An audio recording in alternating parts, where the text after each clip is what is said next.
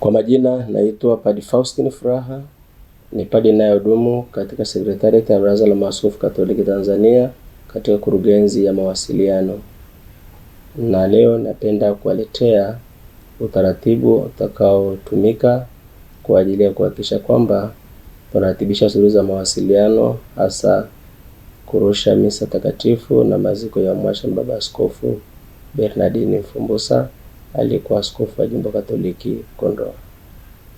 Tarehe 21 mwezi wa 4 2026, siku ya Jumanne, saa 2 kamili asubuhi, kutakuwa na adhimisho la misa takatifu ya kumwombea Baba Askofu Mfumbusa katika parokia Kanisa Kuu Paulo wa Msalaba, Jimbo Kuu Katoliki Dodoma. Vyombo vyetu vya habari vitarusha misa hiyo mbashara.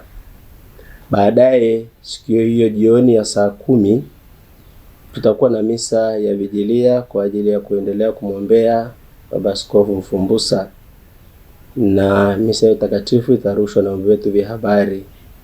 Misa hii itafanyika katika Kanisa Kuu la Roho Mtakatifu jimboni Kondoa. Tarehe 22 mwezi wa 4 2026, siku ya Jumatano, saa 4 asubuhi, adhimisho la misa takatifu itaanza kwa ajili ya kumwombea mwashamu Baba Mfumbusa, na baadaye maziko katika parokia Kanisa Kuu la Roho Mtakatifu Kondoa.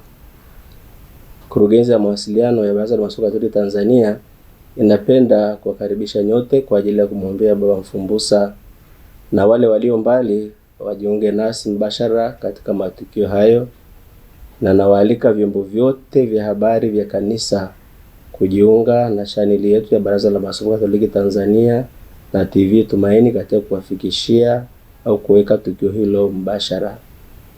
Tuendelee kumwombea Baba Askofu wetu ili Mwenyezi Mungu apende kumshirikisha furaha za Pasaka.